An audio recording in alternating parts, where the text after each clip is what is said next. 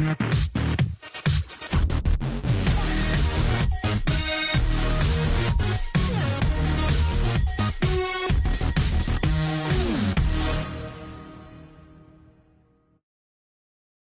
can I do? Yeah, there you go. Well done! Walk. All right, move on. Nothing to see here. Please, Pittsburgh. Nothing to see here, please. To be the man, you gotta beat the man. Let's fucking go! Let's fucking go.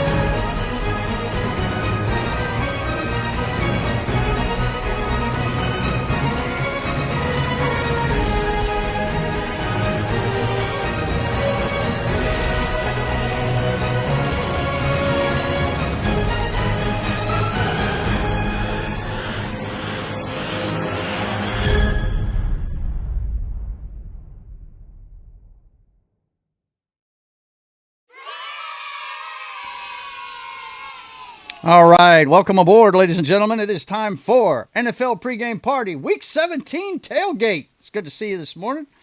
Had a few technical difficulties right before the show, so that's what all the videos were about at the beginning of it. Anyway, John, how was your Christmas? The one video that would have made the most sense, but okay. Which one? Fuck it, we're doing it live. Yeah, I don't have that one on the football show. I don't have that one on there, Shame. but I guess I need to add it. I guess I need to add that on that profile, don't I? Yeah, I mean, blown opportunity. Yeah, I suck, Ron. What can I tell you? John, how was your Christmas? It was good. Yeah? Yeah. Had 4 of them. 4 of them? Yep. You had your own household? Well, we had one with her son on Christmas Eve. Uh-huh. Then we had our morning one on Christmas morning. Yeah. We had one with my sister on the 26th. 26th. Yep. And then yesterday we had one with her family. Very cool. Very cool. And Ron, you went to your folks' place, right? Now? I did. Yep. Yeah. As usual. They do a lot this time of year, man. They also go see Avatar every time it comes out. It's a big deal. We see the big movies, yeah. Generally the big Marvel movies and Star Wars movies and just the bigger movies. The bigger stuff. Well, I had a good one. It was just me, Mom, and Rhonda, and it's been relaxing around here. I'm glad. I'm kind of glad it's over with, man. Get ready for it. It's a big pain in the butt, but we got all done. I did get tickets to the Independence Bowl, so I will be going to the Independence Bowl this year to see my beloved LA Tech Bulldogs take on Coastal Carolina, I believe, right, Knock? What are they, like the Gamecocks? Or I looked it up, and it's got some kind of crazy word for it. It's a rooster, but Chanticleers. Chanticleers, yeah. Chanticleers. I couldn't even pronounce it, man. I was like, what in the hell? But I'm sure you fill us in on everything with your college update. So let's get rolling with it, man. Tell us what's up with the bowl games. This will be short and sweet. Not too much to discuss with this. Just going to go over some of the bowl games that I watched and that I liked to watch. I always like watching the Potato Bowl because the coach at the end gets dunked with French fries. So, and I'm a French fry person, so it'll be fun. Joe's favorite mascot in Western Kentucky. Oh my God, the Red Blob. The red blob. They're the hilltoppers, and it's supposed to look like the top of a hill, and it just looks like, you know what it looks like? It looks like that pile of dung from the first Jurassic Park movie, only painted red. That's what it looks like. It's ridiculous, though. Yeah, so that was fun. And Yeah, it's a bad game, too, by the way. Really bad football being played there. Oof. This was a fun one. California and Hawaii in the Hawaii Bowl. California went up 21-0, and then Hawaii just chipped at it and took the lead in the end of the game. Got the win. Warriors beat Cal. I like that. Yeah, that was a fun game to watch. Let's see here. That was a blowout. This was pretty good. New Mexico and Minnesota in the Rate Bowl. This one went to overtime. New Mexico got a field goal, but Minnesota got the touchdown in the end. Cool. That was fun to watch. UTSA, 57 points in the First Responder Bowl. Good for them. Yesterday, we had some pretty good games in the Pop-Tart Bowl, becoming a fan favorite. Yeah. Didn't you tell me they had sprinkles in the end zone? Yeah, well, they had them on the end zone. They had them on the jerseys. They had sprinkles. Yeah, they had the sprinkles everywhere. It was really cool. It's a really cool bowl. But Georgia Tech and BYU, Georgia Tech was up a little bit, but BYU started to make a comeback, and they took over in the end there. And Georgia Tech got it all the way down on a crazy play on 4th and 15. They got a huge bomb and managed to get it all the way in the red zone, but unfortunately got picked off in the end zone on the last play of the game. So BYU took that one. John, what the hell, bro? I don't know. Missouri was 7 points. They scored first and then never touched the other side. Yeah. What happened, bro? We're still plagued by injuries, so that's the only excuse I can offer. Did you watch the game? No. I didn't. Okay.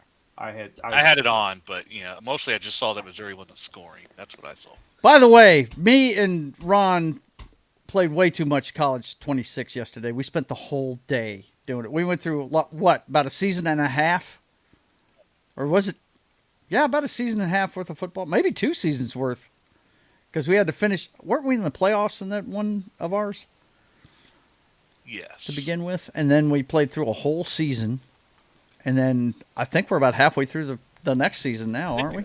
Something like that. We played for 13 hours? God, forever. We just kept going. Because you were watching football. And I was like, I'm ready to play your game if you are. Yeah, because we were in the semifinals or something like that, or something. Yeah. In the playoffs, and I'm like, I'm ready to play if you are, and then we just stayed on. Yeah, he smoked me 44-14, some shit like that. Going on, we had the NFL going. Yep.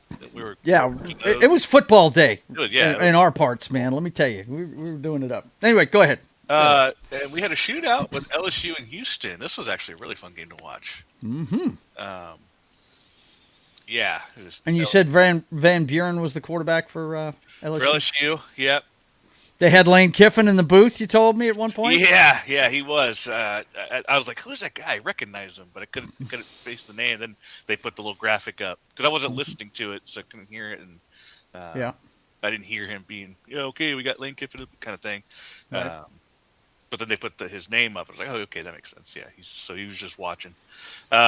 This is a fun game. I mean, North Texas, 49-47 over San Diego State. Good win for them. East Carolina gets a win over Pittsburgh. That was a fun game to watch. Military Bowl. There you go. The Military Bowl. Let's see, Penn State over Clemson. Clemson just they had Clay Klubnik there, who's like a Heisman, was a preseason Heisman watch. Right. Yeah, that didn't happen. Mm-hmm. He didn't look good in this game either. Army 41-16 over UConn in the Hell yeah! That was cool to watch. They were just the Golden Knights.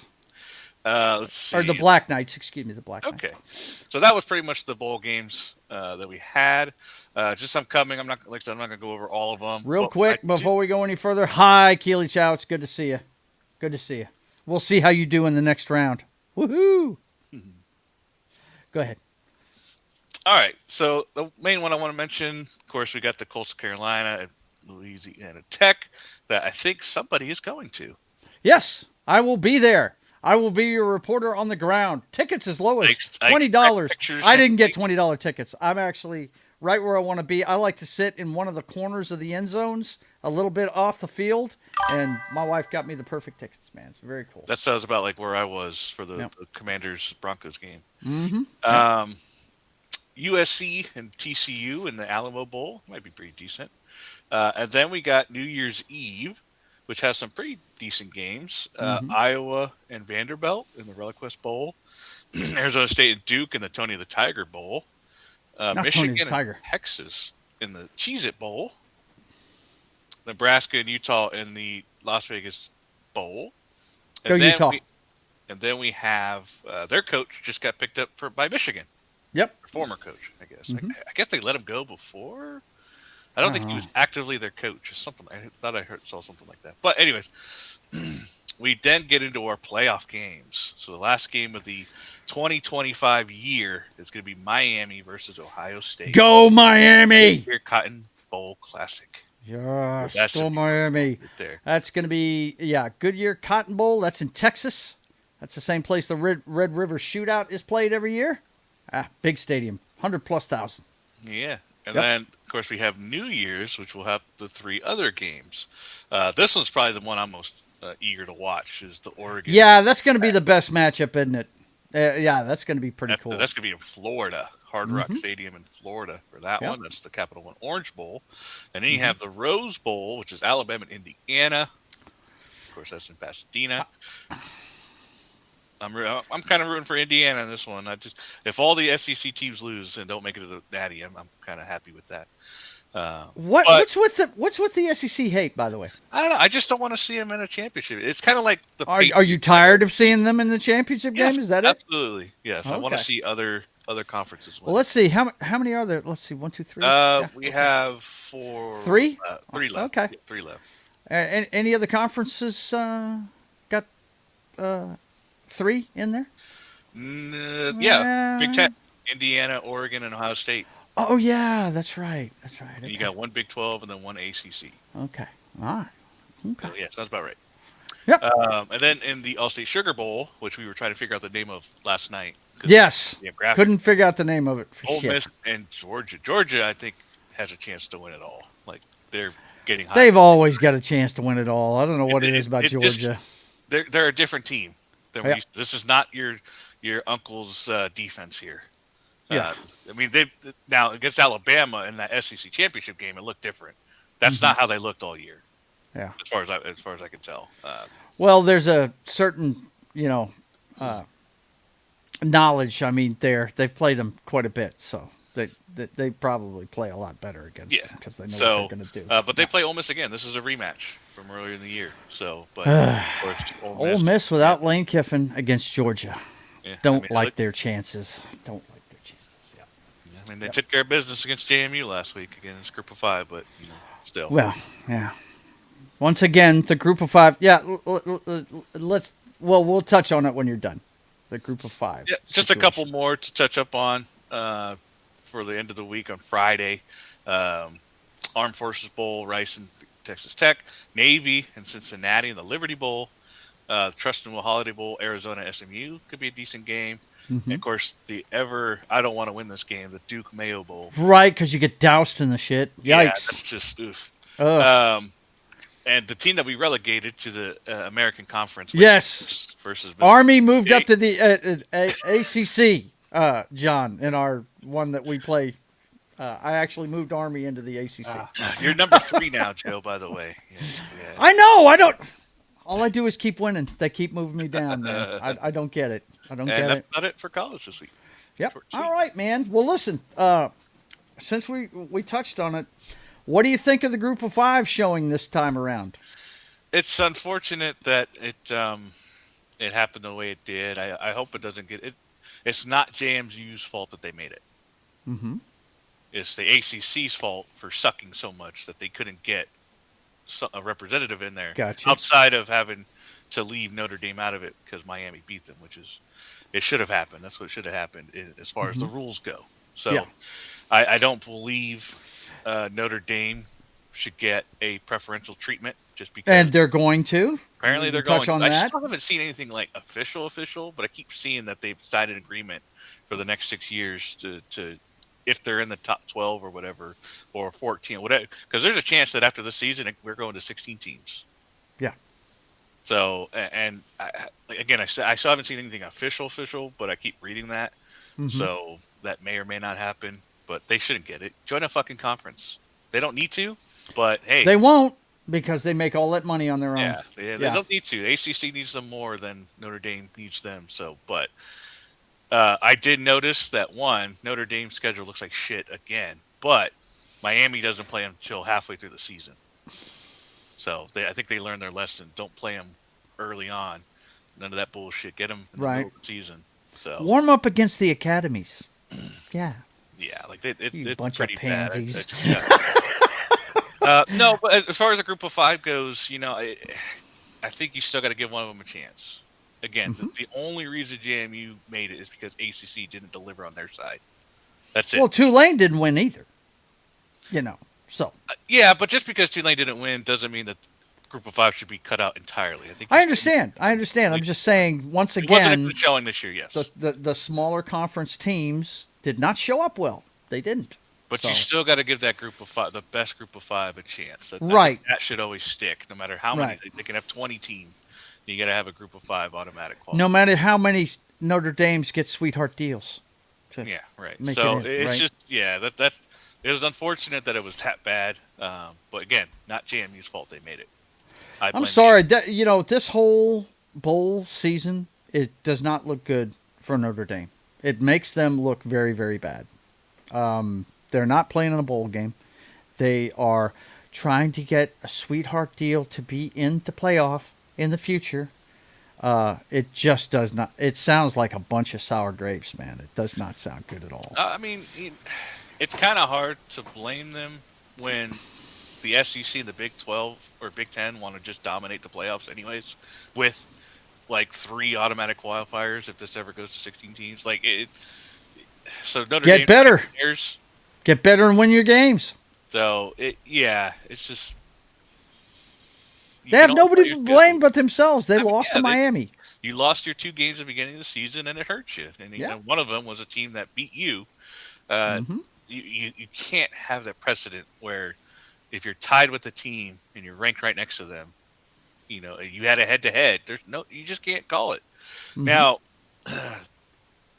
Yeah, I mean, the rule's going to have – I don't know how they changed the rules, but just because, 2 got in, it's not their fault. They won their games. Win your fucking games and quit your crying. This literally is all – and it all, for me, just keeps going back to the ACC did not deliver on their side of the bargain. No. It was never what a bad year for that conference this year. Yeah, and it's their tiebreakers, too. Yeah, it was their tiebreakers. That's why Duke got in because of their shitty tiebreakers. AAC, the American, theirs is based on rankings in the CFP. Who when they're all tied, when you have 3 teams tied, it's based on the rankings. Well, not in the ACC. No, it's some other bullshit tiebreakers, and that's why Duke got to play in their championship game instead of Virginia and say like Pitt or SMU, whoever else was up there. Miami couldn't because they lost too many games. To be in that tiebreaker conversation. So that's on them. Hey, maybe win your conference games, Miami. Yeah. Try doing that. That would be good. But anyway, I think it's been a good year for college football. I just don't I'm actually a fan of Notre Dame, and I just don't like to see them acting like this, man. I really don't. I mean, it's nose up in the air, pain in the assery, and I just don't like it. Huh? It's petty. It's petty. It is. Yeah. That is the perfect word for it. It's petty, and it is ridiculous. Do better, Notre Dame. That's all I can tell you. Do better. You make enough money to do fucking better. You should. That's one just all thing that I will say in defense of them is that the ranking should have been propped up better to not lead them on. Because they were ahead of and the reason they gave was because Alabama shouldn't be hurt by their loss, getting destroyed in the SEC championship, but BYU dropped a spot because of their loss to Texas Tech. Right. So why did Alabama not drop a spot, but BYU did? Just they dropped BYU just to make that head-to-head matter for Miami and Notre Dame, which should have never been a thing in the first place. It should have always been Miami ahead of Notre Dame the entire time, regardless of what BYU was doing. Exactly.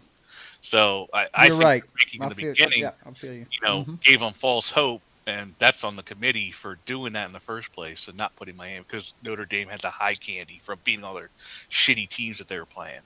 Right. Yeah. It's I tell you, look, they're going to get the kinks out of this thing. Somebody's always going to complain, though. That I heard that as soon as the playoffs were instituted with the 12 teams. I mean, last year it was Florida State doing the bitching. This year it's Notre Dame. There's going to be somebody bitching about it every time. But I think they'll keep working on it. I'm paying attention now, and I usually don't watch college football. I'm paying attention to it now. You know, I think the biggest thing they need to do is get rid of this situation that happened with Lane Kiffin in the offseason. The calendar. They have to move the calendar. They have to. The portal's got to move till after the playoffs. I mean, these kids, you're going to have a hard enough time fielding a team when you've got juniors and seniors that are thinking about getting in the NFL draft and don't want to get hurt. Okay, that's one thing. But then you put this portal situation in there. You could watch a team all year long and then all of a sudden not even see the same team in a bowl game. It's ridiculous, man. It's stupid as shit. And it didn't happen this time, but there's a potential to kind of build off of that with, Lane Kiffin going to another school. He could take all those players with him, and they playoffs. Yeah, he could have tried to talk the quarterback into coming with him, and they wouldn't have had him against Georgia, right? I mean, it's just, they've got to change the calendar. That's the biggest problem I see with it. These people bitching about the format and all that stuff, they'll work the bugs out of that eventually. But and I think if we're going to keep going into the NIL, they need to figure out the NIL stuff too, because if they're going to treat them like professional players, they need contracts. Yes, they do. Your contract needs to say you're going to play these games. You're going to play these games, and you're going to play in this bowl game, and you represent us, and this is what you're going to do for this money that we're paying you. And my brother said something to me the other day that I was like, you know what? I didn't even think of that. They need to be giving the scholarships to the kids that need them, not the guys that are making millions of dollars. You know what I'm saying? If they're signing these guys for millions of dollars, then they can pay for their own damn education. Give those scholarships to somebody else. They've got bugs to get out of it, but you know what? It's made it more interesting. It's definitely made it more interesting. You're proving on the field whether or not you can keep up with the other team, and I do like that. The way it was before, it was all rankings, and really in college football, you can't tell how good one team is over the other one unless they play on the field. I mean, it's just the way it is, So, anyway, anything else you want to talk about before we move on to the NFL, guys? Anything? No. I'm just curious to see because this is the last year of the 12-team playoff format contract or whatever. Right. Well, they're definitely not going to take a step back after the success of it. I mean, because viewership's up on it. They got guys like me that never watch college football watching it. So, they're not taking a step back, that's for sure. It'll be interesting to see, man. I hope they go to a 16-game playoff. And we already talked about the changing the calendar and cleaning that part of it up to where, we change coaches in the off season, not in the middle of bowl season. Change the portal window. But I really wish they would stop this home field advantage shit. Use some of these smaller bowl games for this stuff. I really wish they'd do that. Flipped. I just want it to be flipped. Wouldn't you like to see the Pop-Tart Bowl in the first round of the fucking college football playoff? I want to see the Duke Mayo Bowl in there. You know what I'm saying? Put us. You watch them all, so you love them, and you tell us what's going on with them, right? Why not show it to the whole fucking country, man? Why not show it to the world? People watch this all over the world now. It's ridiculous. Why not use those bowl games? Kind of I can see both sides, right? Because I also like the idea of these cultures. Oklahoma was freaking buzzing at the start of that game. Mm-hmm. Because it was played there. Yeah, that kind of environment is so cool to see. Whereas when you do these I don't know. To me, Neutral site I games, think yes. neutral sites are going to just become more and more like the Super Bowl. It's just going to be priced out for the average fan, and Okay, fine. That granted, okay, but don't you think the teams that earn a bye should be the ones that get the home field advantage? Yeah, I've said that. I've said that from the beginning. Yeah. Yeah. So Mm-hmm. I agree. That's why I just said like it should be Yeah. flopped or flipped. Yeah. Flip that. But I don't know. I kind of see it both ways. I like seeing the bowl. I don't want the bowls to go away. That's for sure. Yeah. I think that. Yeah, I definitely think. Oh, and they're not going to. Look, the Radiance Independence Bowl has been it's had so many different sponsors over the year. Hell, Duck Dynasty guys fucking sponsored it for many, many years, and they're from about an hour and a half down the road in Monroe. These things aren't going to go away. They're too much of a moneymaker for the communities they're in. You know what I mean? It brings a lot into their economies. So those aren't going anywhere, I don't think. But I'd like to see them highlighted in some way, shape, or form, especially if they go to 16 games. Come on, use some of these bowl games to show off. I'd love to see the Independence Bowl be in the playoff one day. That would be great, man. I'd love to see that. I do think it would be cool if the NCAA gave a little bit more incentive for the bowls. Yeah. And so, hey, you win this bowl, you get $1 million for NIL. Right. That'd be huge for smaller schools. Smaller schools, they eat it up, man, and they would play hard. They They get better, and But hey, look, at least they're making the step to having a playoff, and I do like that. The other thing, I think, the last thing I'll say about it is they got to fix this conference stuff. These Big Ten has way too many fucking teams. It's the Big 20. It's the SEC. It's a more for the fucking Big Ten and Big 12 or Pac-12 or whatever the fuck they were before they got blown up. I mean, it was only like 2 teams, 3 teams that went over, but USC, Oregon, Washington. 3 teams, Joe. That's 3 teams out of this 13 that they already had there. So I'm but it's the best teams though. That's the thing.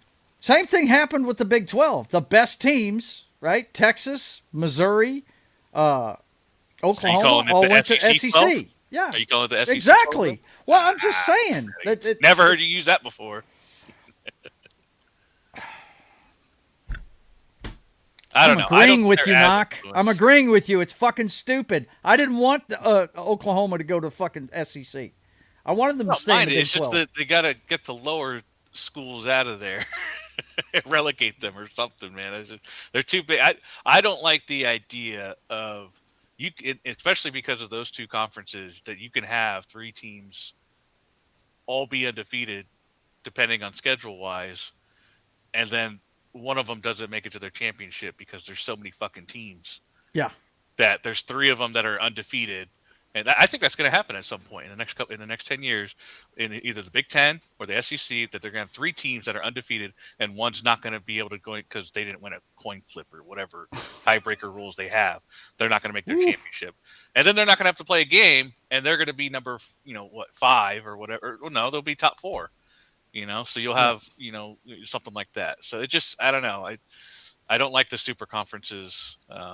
So I think in the future, I don't know when, but I think in the future, there might be a splinter of the FBS into 2. We'll see. Then we'll have a Super Bowl, right?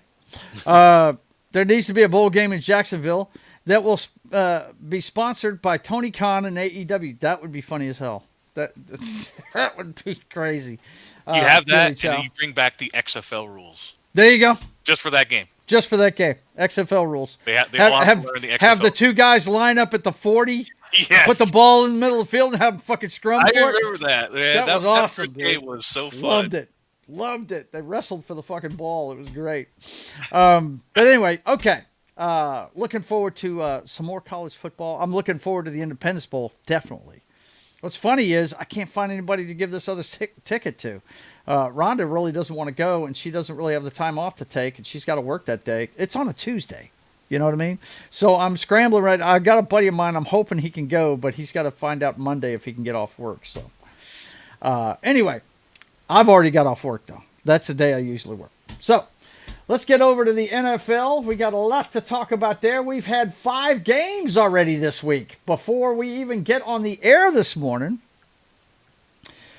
3 games on Christmas Day, starting with the Cowboys versus the Commandos. I'm sorry, I just refuse to call them the Commanders. You can't have an entire team of Commanders. You need some soldiers to follow the Commanders. You know what I'm saying? So I'm going to call them Commandos forever. Dallas beats the Commandos. It's just a bad year for them. They've been beat up by the injury bug and everything, and kind of knew that was going to happen because they've got an older team. They've got an older roster. But the one that was shocking was Jaden Daniels going down twice this year. It's a shame. I'm sure he'll get back to form, and this division is becoming very competitive right now. But Dallas's offense did enough to win the game, 30-23. Thoughts on this one, John? And by the way, John, I got to ask, what is the ever-changing number up in the left-hand corner? What is that?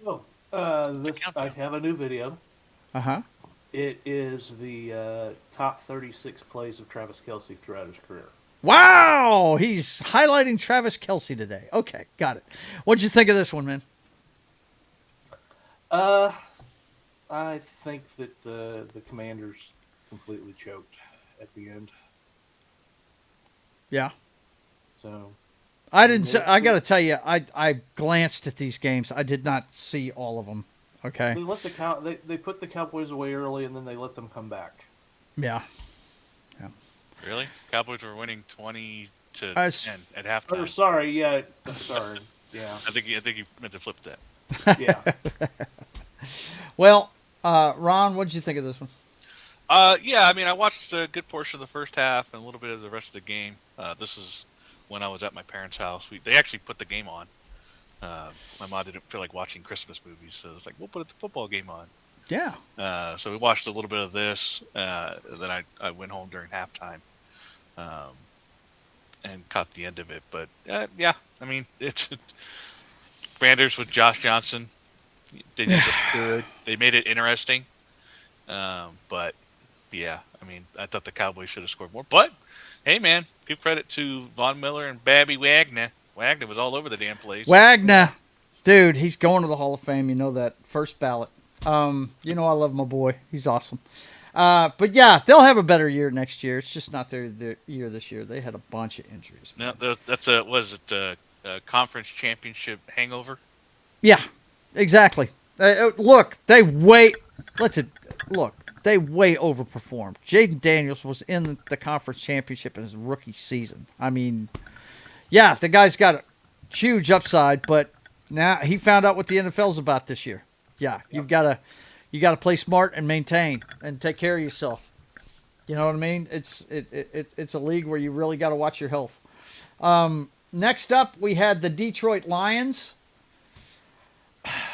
playing the Minnesota Vikings, playing a third stringer for the Vikings, and they turned the ball over 6 times. Goff was responsible for 5 turnovers in this game.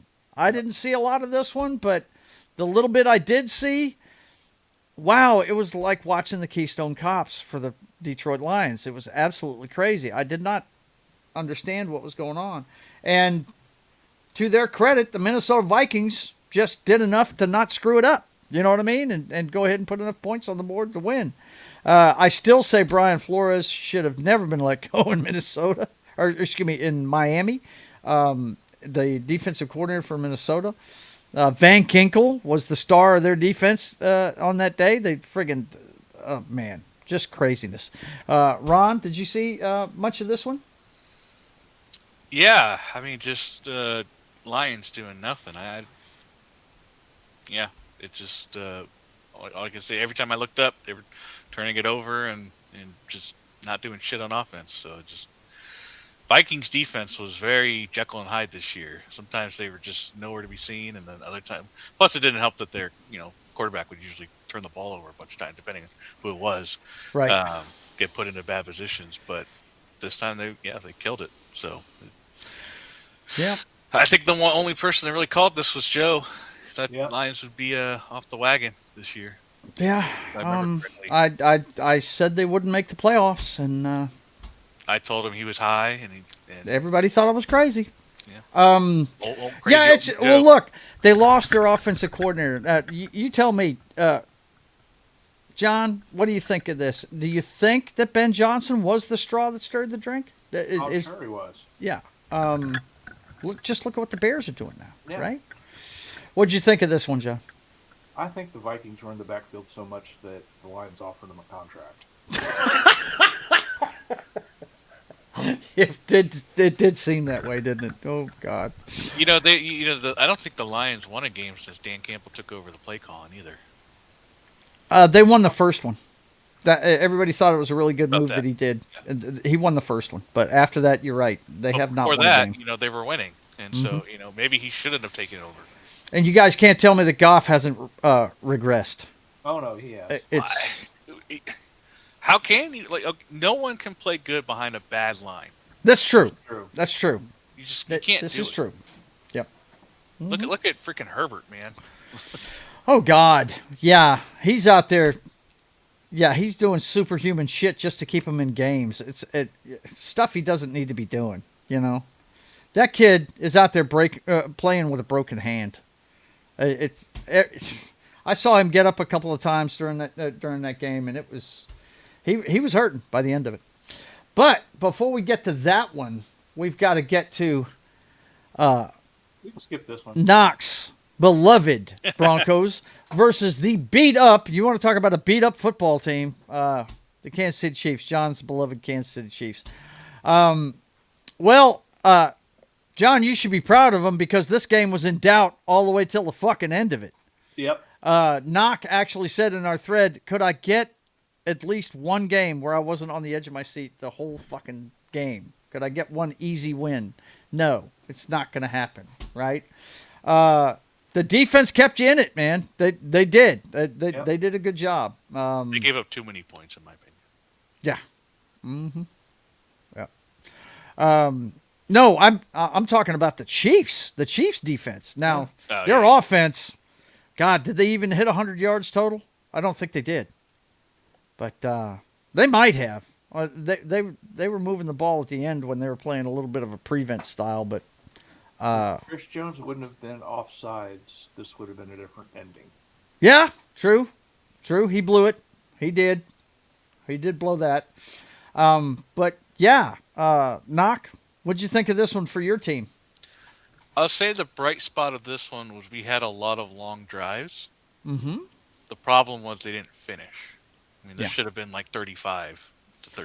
Right. If they'd have cashed in on every one of those long drives, it would have been piling up on them. But so that's probably, and we don't generally do that. So I'll take that as a good sign. But yeah, and there was 2 calls that were so bad that even John said they were bad calls. Like, they were the worst fucking ref calls I've ever seen. What are you doing? And one of them was a false start where nobody moved. Yeah. Nobody moved. The only person that moved was the right guard that does the arm thing when they're about to snap the ball, which is loud. And that was it. Like, they even showed the camera. They're like, I remember that one. I saw that one. I don't remember what the other one was, but it was also just enough. Well, the forward progress play that I was talking about was in this game, where they didn't spot it where he caught the ball. They spotted it where they downed him at, but he was in the middle of trying to make the catch and going to the ground whenever whenever he got to the ground and got touched. So I don't understand why they didn't give him forward progress on that fucking thing. It was just stupid as shit. I was like, make up your mind. Call forward progress or don't. I mean, it's just stupid to me. But yeah, I remember it now. It was in that game, Knock. One of your receivers should have had a first down. He was a good football length past the marker.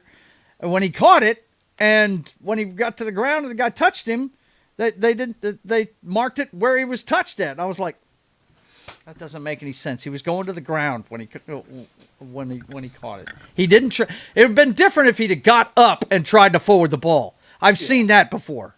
Yeah, they always mark it wherever they get tackled after that. But he was going to the ground when he was catching it. He should have got forward progress, and they didn't give it to him. I was like, this makes no sense. We got the West this year, finally. Pulled it from the grasp of the Chiefs, who's had it Yes. for like 9 years. Yes. But we got it. What is it, a decade now you guys have ruled that division? Is it a It's decade? about 9 years, I think it was. 9 in a row. 9 years. 2015. 9 in a row. 2015. So that's what we won the Super Bowl. Yeah, so that's 9. Yep. Mm-hmm. Wow. Next week, we got the Chargers. Mm-hmm. It's going to be if we tie, it looks like, from what I could see, if we get a 3-way tie with New England, Jacksonville, and us, Jacksonville will be number 1 seed. Unbelievable. Yeah. We can't let that happen, bro. You need to stay ahead. Keep winning. I'm rooting for if the Colts win, I don't got to worry about it. Ooh, we'll talk about that when we get there. But, John, your team, thoughts on your team in this one? The third, we know the quarterback, Wasn't even third string. It's our freaking practice squad. He's been on the practice squad quarterback. for 4 years with different teams, but I think he's been with you guys for 3, hasn't he? Something like that? No, he's He's been been with us for a before. while. 4? Okay. That's why he knows the system. Yeah. But do you think this is Kelsey's last year? Honestly, I don't think it is. Yeah. And there's I a like reason Tom for Gilmore that. with Mahomes. When Jason retired, his brother, Mm-hmm. he gave him 2.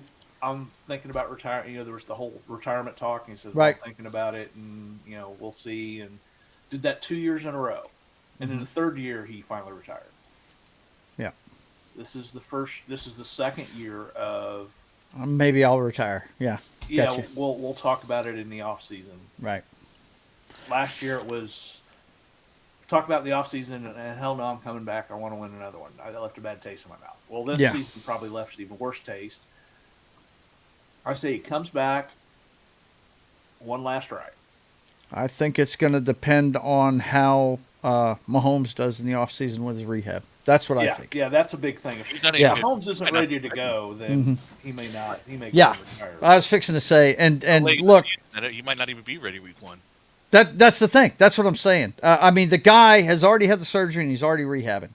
Good for him. But Yeah. this kind of shredding of a knee takes a while to get back from. So, and I like Kelsey. I like his game and everything, but he showed rust this year. He was playing volleyball on a lot of downs this year instead of playing football. And, you kind of want to go out on top, right?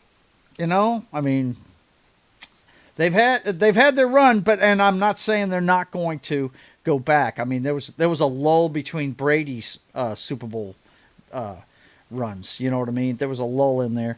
They dominated the conference for a long time, but they didn't go to Super Bowls all that time. But we'll see. Personally, I'd like to see him keep playing because he's good for the game. I enjoy the guy. Yeah. He's good. When are we going to make tip passes that are intercepted? That needs to be. Doesn't that need to be on the wide receiver? Doesn't it? I mean that. Yep. They need to take that. I know it keeps it simple, but that INT should not be on the quarterback. It should not be solely on the quarterback. Quarterback's fault is like when they throw it too hard. That poor kid that come in from Malik Willis last night, Rune. He threw an interception on the first drive, and the guy was playing volleyball. He hit him right in the hands. And the guy tipped it right up in the air to a Raven. I was like, yeah, he went back over there, and the coaches were talking to him. I said, I guarantee you the coaches are telling him, forget that. That you did the right thing. Don't worry about that. It's not your fault. But, I don't know if it's just been highlighted more this year or what, but it just seems like there's so many happening. Yeah, there are. Between that and the balls getting punched out by defenders, which is one of my favorite things. But it's like those two things have just like this year have just been more prevalent and happening. Yeah. Much And more. certain teams are better at it than others. It's coaching, man. It's all coaching. Every bit of it's coaching. At this level, there's a best at the position. You know what I mean? Or a top 10 at the position, but everybody else is pretty much on the same level, man. You've either got some speed or you got really good hands. These are the qualities it takes to be at this level. And you're right. It's been Well, it also is a lot more games too. You got to remember we're seeing a lot more games now. They play 17 games now. When me and John first started watching, they were playing what, 12, I think, or 14, 12 or 14. But they play so many more games now, and we got 3 wild card teams now. It's a lot more games. But yes, these guys need to get better at what they're doing. They're professionals. You're paid to catch that ball. Speaking of catching the ball, the wide receivers not named Nico Collins were catching them in bunches at the beginning of the Texans game. Holy shit. Higgins and, was it Noel got the other one?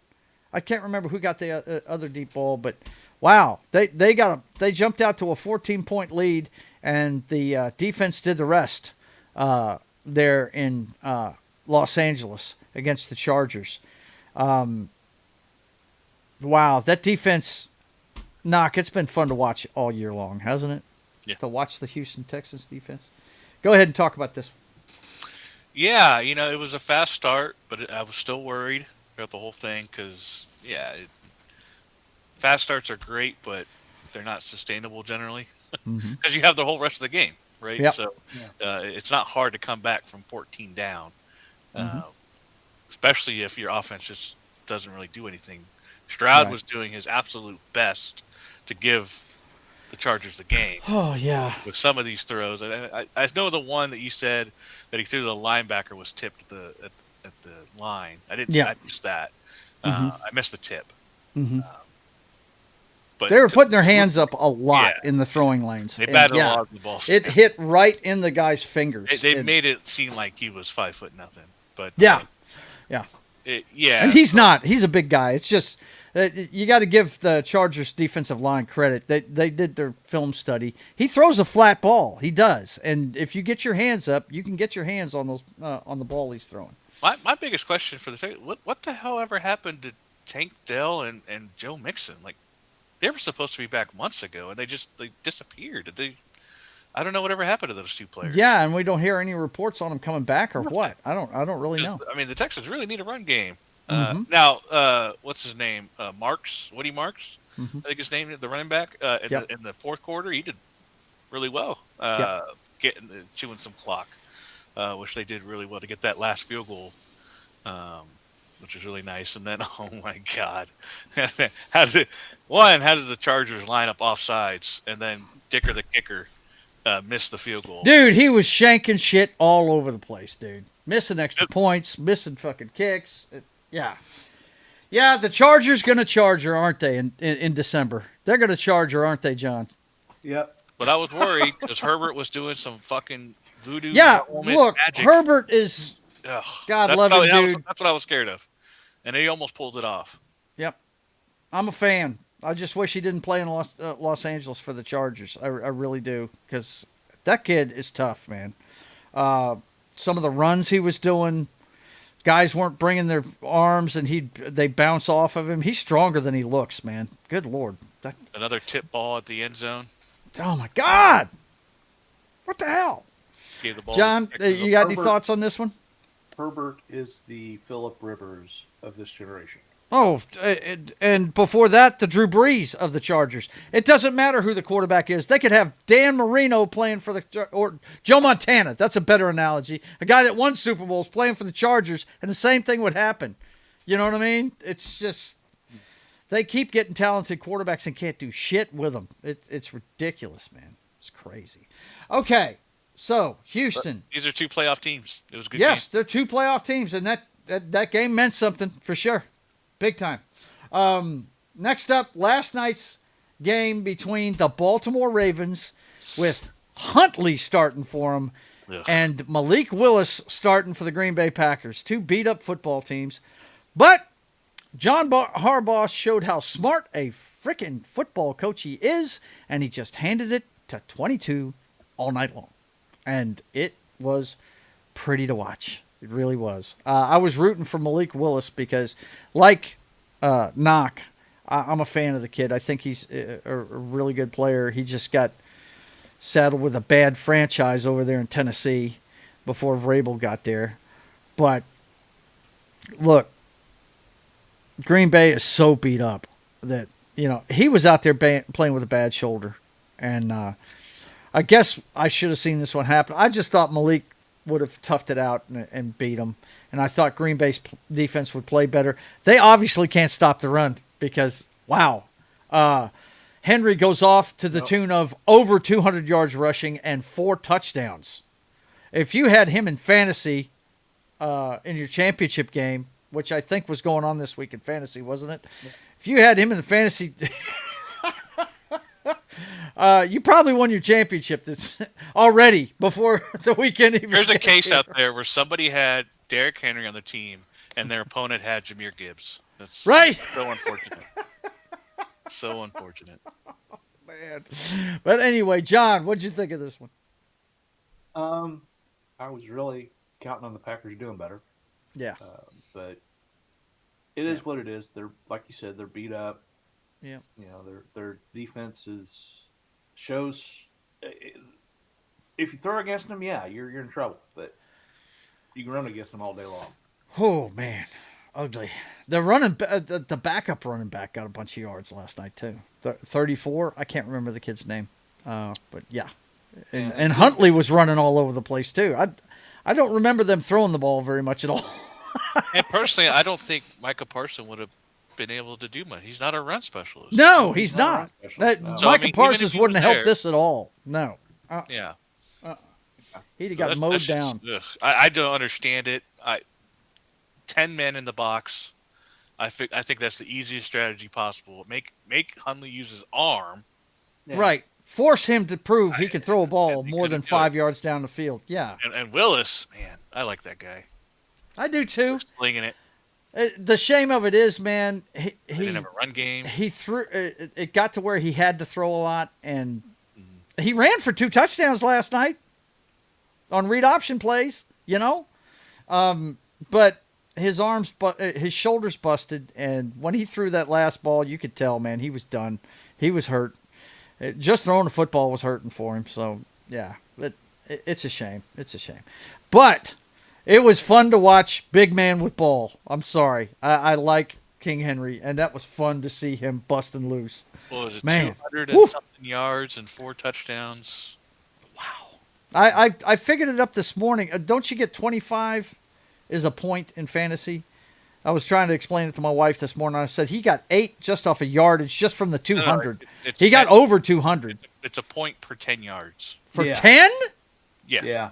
Yes. For 10 rushing? It's the same with It's a point per. Okay, so add up the touchdowns and just the 200.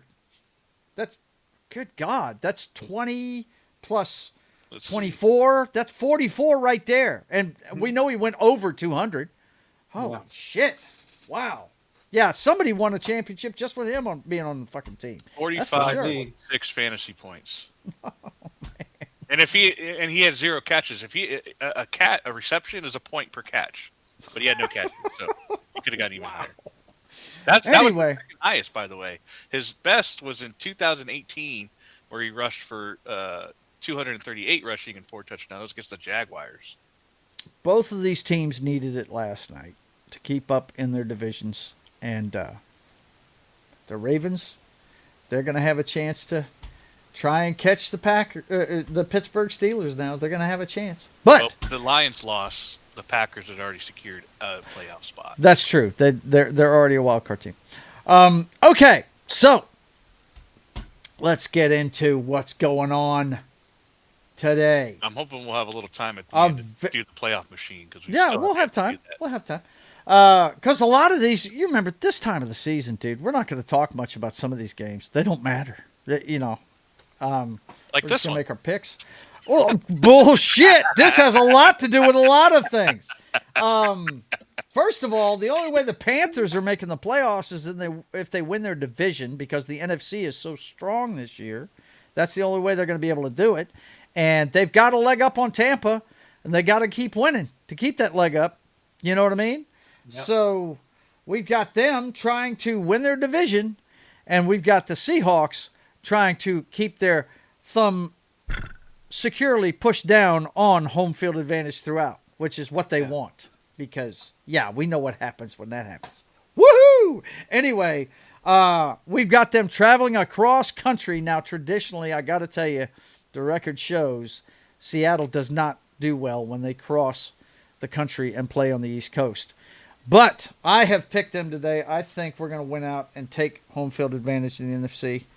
And then it's on and popping from there. What do you think on this one, John? Who you got and why? I am picking the Panthers. Okay. I think the Panthers are going to play spoiler. Okay. That's what kind of team they've been this year. Yeah. It's been up and down, but mostly up here in the second half of the season. Yeah. That's what's really impressive to me is their defense is playing real well. They're opportunistic, and Bryce Young has gotten better. It's pretty interesting. Bryce Young and Fabio have both improved this year, and it's pretty amazing to see. Knock, who you got in this one? I'm mainly rooting for the Panthers just because of what they've done this year. But I am picking the Seahawks. I think they're just the better team. I think you got Smith and Jigba, who had kind of a down game for him last week. He's going to be popping off. He doesn't want Nakua to catch him. Yeah. So I think he'll have a good game. But Panthers' defense is really good. If there's another defense that can force Darnold to throw a lot of picks, it's the Panthers. It's them. Yeah. So this might be a matchup game. And you already said it yourself with them having to cross the country. That's it. Early starts on the other side of the country. I think the Seahawks defense is good enough to make Young make some mistakes. Dodal, I think, needs one touchdown to cash in. So, Is that right? Something like that. Yeah. Dodal's a pretty good. Have you put anything together on the incentives? No, I usually don't do that until next week. But you're already talking about it. I know you were talking about. Yeah, I did see a video where the Patriots have 3 catchers, Diggs, Hunter Henry. They need a couple of catches to get $250,000. So John is the only one on the Panthers. So that means the Panthers will win, of course. I'm rooting for the Panthers. I know you're rooting for them. I'm talking about the picks. Okay, next up, we've got the Arizona Cardinals at the Cincinnati Bengals. I, of course, took the home team in this one because neither one of these teams are going anywhere, and the better quarterback plays for Cincinnati. So that's the way I'm looking at this. I know Cincinnati's defense sucks, and Jacoby Brissett should be able to slice them up, but we'll see what happens. I tend to go with the home team in these because they're going to get the breaks. They just are. It always happens that way. Knock, what do you think of this? Could be a shootout. Yeah, could be. I went with the Bengals just because I think their offense is better, but who knows? Cardinals have been laying it out too, so shootout. But Bengals get the edge. John? Yep, I agree with Knock. It's going to be a high-scoring game because neither defense actually plays. But I think Bengals are going to pull it out. Okay. They've just got more weapons than Arizona does right now. I think they do too. They got more bullets in the gun. Yep. Absolutely. Next up, we got the team that's trying to stay in front of the Ravens by the hair of their chinny chin chin. By the way, the NFC and the AFC are literally in the same exact position because this is the Ravens and the Steelers are the only ones that could flop in the playoffs. Everything else has been clinched. Right. All the wild card teams it's all seeding right now. In the AFC, it's the Steelers or the Ravens, whoever wins the division. And in the NFC, it's the Carolina Panthers or the Tampa Bay Bucks. Everything else has been sewn up. So we'll see what happens. There's just seeding. And seeding is the only other thing. That's the only thing that's going to change, but all the teams are pretty much set. All right, so in this one, we have the Pittsburgh Steelers, who I picked to win this division and who are leading it by a game right now. And if they win today, I'm pretty sure they lock it down, don't they? I think they do. I think the Ravens are big Cleveland fans today. Let me check that record for the Ravens real fast. Hang on. Let's see what it was.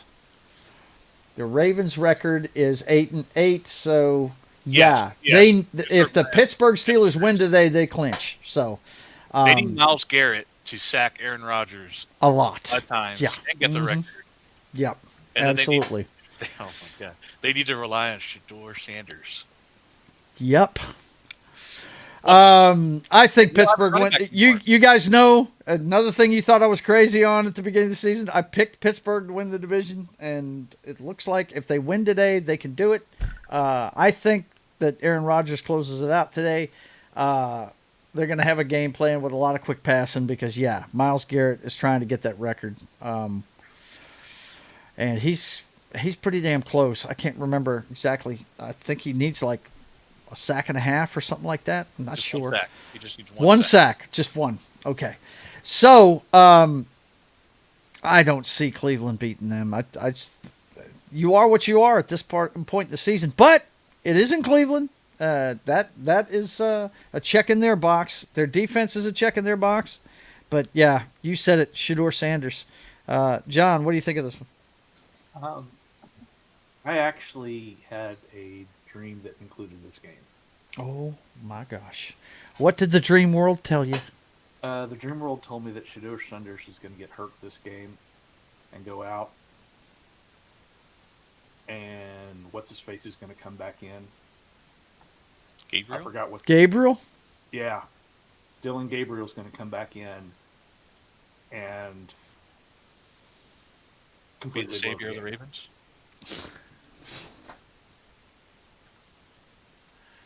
Let's think about this. Do the Browns really want to help the Ravens? Really? I mean, I think they want to beat the Steelers. I know. I'm talking football history here. I'm not really talking about. Yeah. But are you saying Cleveland is going to pull off the upset? Is that no? What I'm saying Dylan Gabriel's going to come in and completely blow the game. Oh, okay. Oh, gotcha. Okay. Gotcha. But the big thing is Shedeur Sanders is going to get hurt and go out. That's very dark. Very dark of you, John. Man. Dude. It's not bad. It's just a concussion. Just his brain getting. It's not bad. Just his brain's going to get bruised. It's no big deal. He doesn't could you lighten this up a little bit, Knock? Yeah, well, I will say I would actually consider the Browns if they hadn't just lost Judkins, their running back, last week. He got broke everywhere, so he's not going to be here. So, and he was doing the straw that was stirring the drink. So I don't know what else they have at running back there. If they'll make a difference in this one, so that hurts Shedeur. That's my biggest thing. Yeah. Is he won't have that factor there, possibly. You never know with the wild card, backup running back. Sometimes they go off. Most of the times they don't. I would like to see Myles Garrett get that sack in this game, so that there's no asterisk in his name. If he gets one next week. The whole it happened in 16 games, not 17. Right.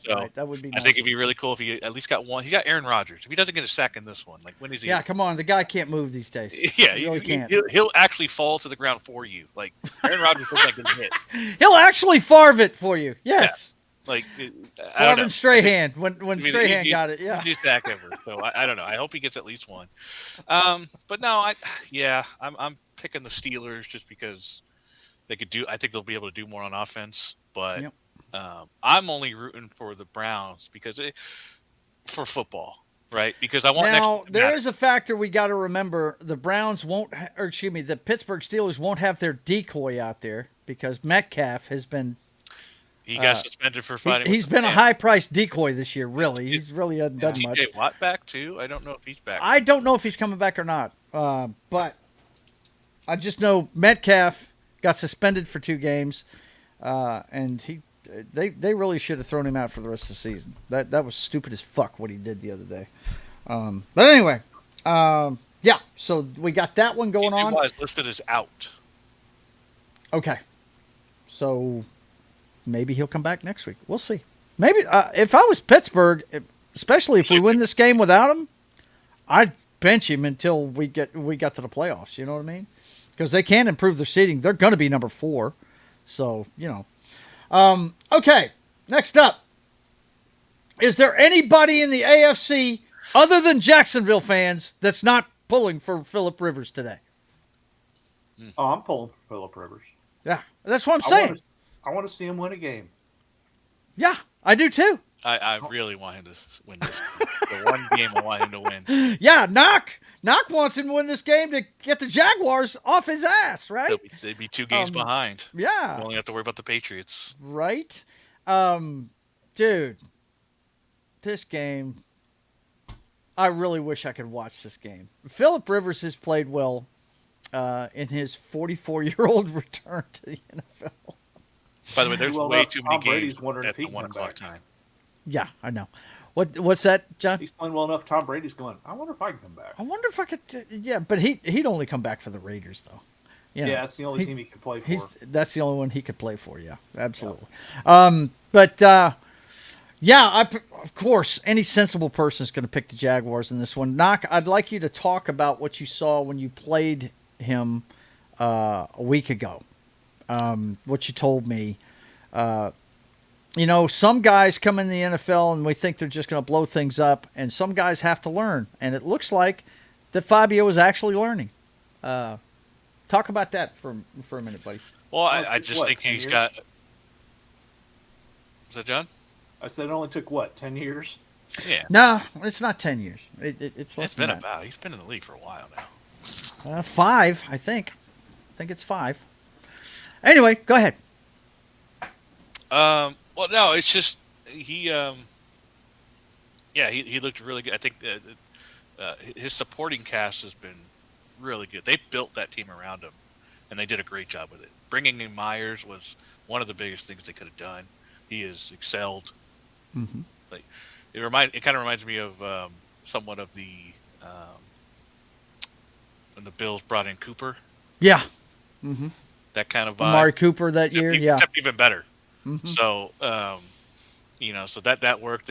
Etienne was slow start too. Yeah. And he's fumbling a lot, and just not looking that great. But now this is his breakout season, really. Mm-hmm. He's so fast. So I just think the support system around him has gotten so much better. And then the defense is really good. Mm-hmm. They got a really good defense. So they have a great balance there for the Jaguars. And then, Fabio's making some at this point, I'm just coining it he's got that Mahomes vibe. Yeah. Where that magic, the Mahomes magic kind right of stuff. Like Herbert can do it, mm-hmm. Obviously Mahomes, that kind of thing where he's making those kind of plays. Yeah. It's ridiculous kind of plays. So he can run the ball still. So he's always a threat there to just take off. So he's playing good football at the right time. Yeah. But he does have a chance to go bad too. So yeah, of course. Yeah, we know this is the guy that can be running with the football. He's so awkward, and I think it's because of his size, that he can sit there and fumble when nobody touches him running with the football. I mean, it's ridiculous. Yeah, he has the potential to be that grenade that goes off and blows the Jacksonville Jaguars up. But he hasn't been doing the second half of the season. It's been pretty interesting to watch. And the reason why I wanted you to talk about it is Denver's got arguably the best defense in the NFL, and he sliced you guys up. It was pretty interesting, man. Yeah, when we don't get the sacks, it's pretty pedestrian. Yeah, right? If you don't get the pressure, yeah. So here's my thing, and I know you're both taking Jacksonville in this, but John, I want you. I want to ask you this: what do you think is the problem with Taylor in the second half of the season? Is it the fact that they can't move the ball through the air and it's not opening things up for him, or do you think he's nicked up? I think everybody's loading the box against him. Yeah. Because, they know that if they don't, he's going to run all over them. Mm-hmm. No. Okay. Well, I've got you both down for the Jaguars. I don't think either one of you are picking the upset in this, but I know we're all rooting for Phillip Rivers today. Big time. Love to see the old man do it. Next up, one team with everything on the line The other team has a backup quarterback that didn't play all that great in college, and from what I've seen in one game, doesn't play all that great at the pro level. Nope. We got Quint Ewers against Baker Mayfield with everything on the line. Let's not get twisted. He had a great college career. It didn't translate well so far. He had a great college career? Yeah, he made it to the playoffs. Yeah. Okay. His team made it to the playoffs. Yeah. As someone that doesn't watch college football, Joe, I watched Texas, and I hear all about Texas from Dallas, and he was not high on the guy at all. So, yeah. Naysayer. He did. I wouldn't say he was generational at Texas, but he wasn't bad. Yeah. Okay. He wasn't terrible. Not as bad as you're making him out to be. That's okay. All right. Well, I'd say Arch Manning was an upgrade. No doubt about it. And he's not the greatest guy in the world either. I didn't see Texas in the playoffs. No, you didn't. And they're bitching about it, too. Love it. Anyway, I hate Texas. I really do. So, what are your thoughts on this one? John, I'll let you start on this one. Tampa Bay needing this game to keep up with Carolina because they're going to play for all the marbles if they can win this one next week. I think Tampa Bay's going to do it. Okay. Baker Mayfield. Yeah. Baker puts the cape on today. Yep. Yeah. He's nicked up. As oft he is this part of the season. Yeah. He is. But it is his off-thrown shoulder, so he should be okay. Even a wounded Baker Mayfield is better than anything the Dolphins can feel. This is true. Ron, what do you think of this one? I mean, it's kind of hard to tell. You know they're going to be scoreboard watching because they're playing at the same time as the Seahawks-Panthers game. Yeah. So, I mean, if the Panthers lose, this game doesn't really matter. Yes, it does. No, I mean, does it though? There'll be a game. If they lose it, there'll be a game behind them. The Panthers are 8-7. They're playing the Panthers next week. Right. And they've lost to them. Yes. They have to win these two. They have to win these two to win the division. If they're tied, that's the question. Yeah. If the Bucks lose, I'd have to look at their conference record. That's what I'm saying. There's a chance that this game. Yeah, the division record I'd have to look at. Yeah. Mm-hmm. So but anyway, that's what I'd be curious. But I see the Buccaneers taking this. The Dolphins. Who else? Don't the Dolphins have another quarterback there? Maybe I'm thinking of a different team. Nah, I feel like there was somebody else there that they could have given a chance, but they've got Tua Tagovailoa, high-priced cheerleader, on the sideline. That's what they got. Yep. That's it. And we all know what's going to happen in Zach Wilson. Zach Wilson. That's right. Zach Wilson hasn't been given a shot. He hasn't been given a shot, which I think is a shame. I think he's earned a shot. He looked good for Denver in the preseason.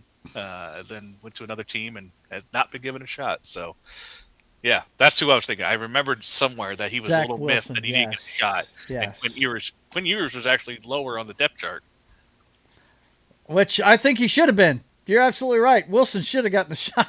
I was kind of shocked they were Well, actually, no, because when your season's over, you're looking to see if you're going to keep this guy. And right? Yeah. I agree. I think that's what the thinking was, but I do think Wilson should at least had a shot in one of these games. Yeah. Okay. So we're all on Tampa Bay for this one. Next up, we've got the New England Patriots against the New York Jets.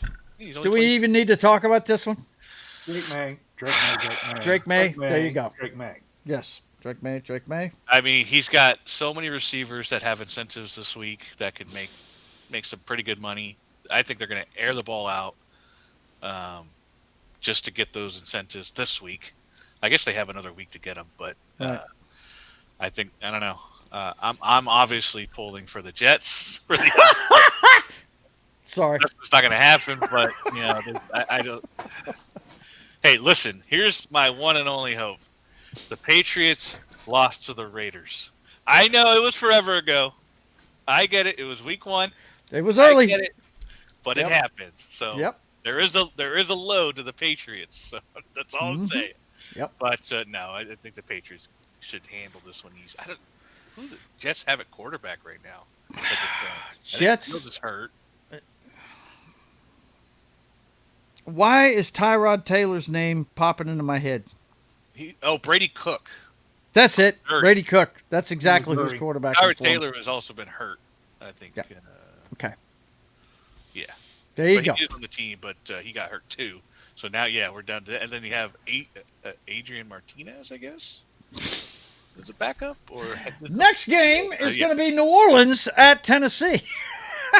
Saints. That's it. Yep. Tyler Shuck. I think they've got their quarterback. Yeah, I think the Saints have the quarterback. He's made some good plays. I don't watch a lot of the Saints because they suck. But I see him every week, and this guy is progressing. He's doing well. They always show highlights of him. They always show a lot of highlights with him. Yeah.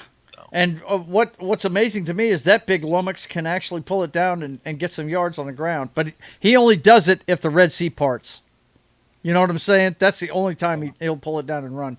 The story down in New Orleans really is looks like Taysom Hill's going to retire after this season. He was choked up after the last game. Yes.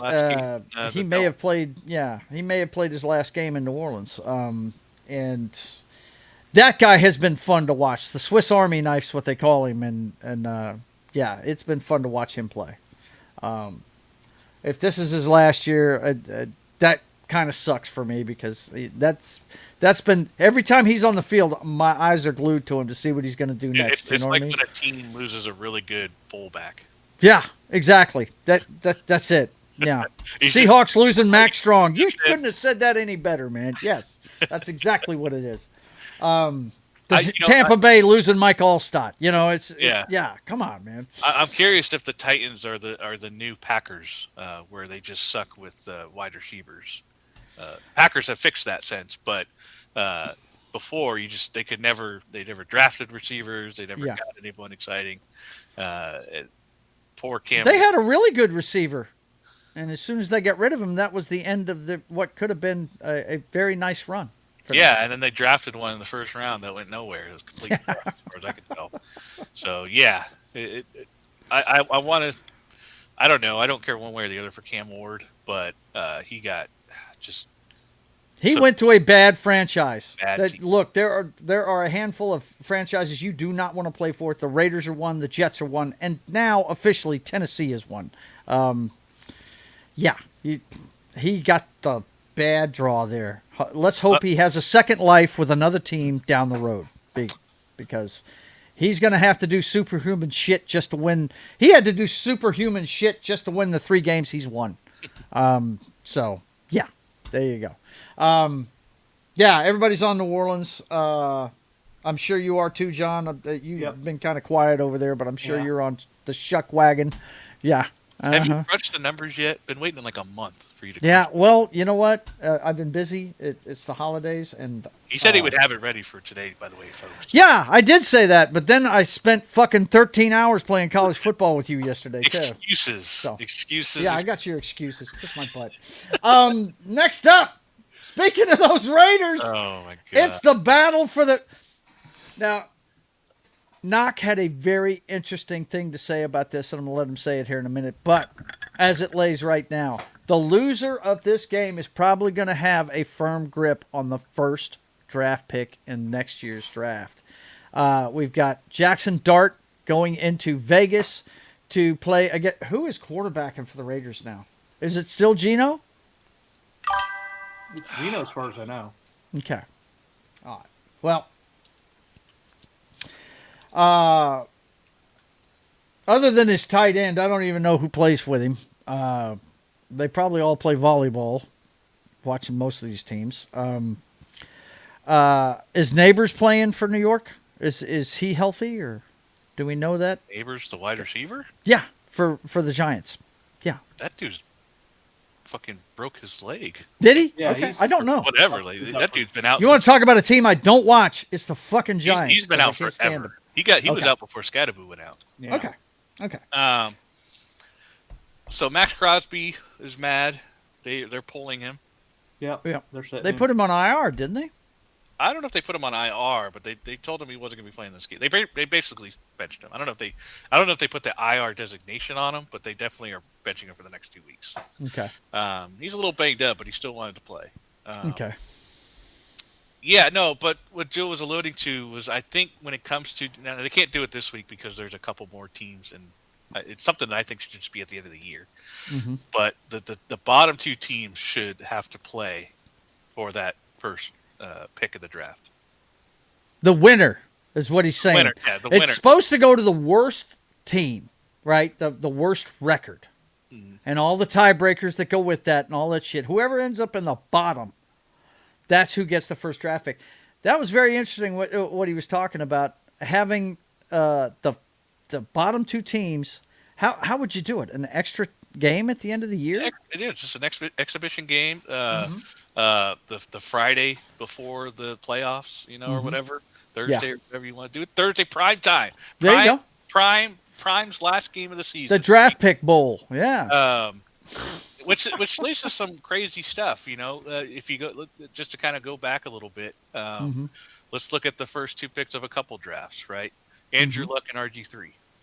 Yeah. The Commanders or the Redskins at the time and the Colts. What if that had flipped? Yeah. Right.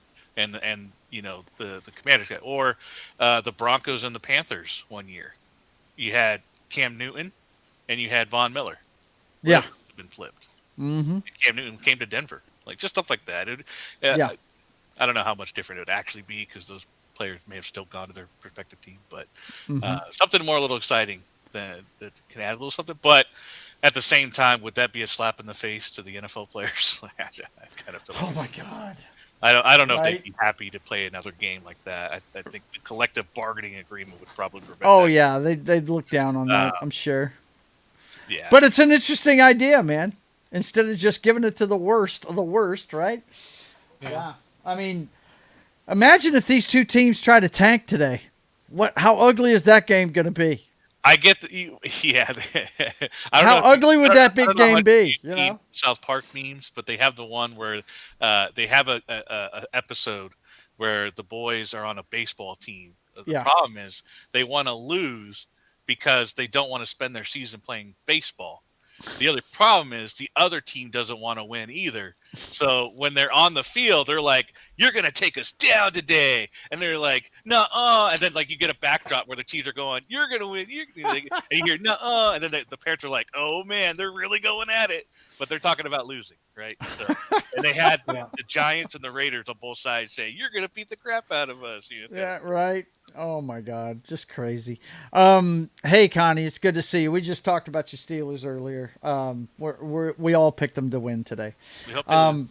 But yeah, as far as this game goes, I think the Giants got it. Yeah, and that's the common feeling. But I'm going to stick to my guns on the home team when they're equal teams, and these are equally bad teams. I'm going to stick with the home team. I think the Raiders are going to do enough to win this game. And I'm picking the Vegas Raiders. Who you got in this one, John? I'm going Giants. Yeah, see, everybody but me is picking the Giants. My dad picked the Giants this morning, too. I got to stick to my guns. Home team's going to win that one. Okay. This doesn't have as many playoff implications, but Buffalo is playing for seeding.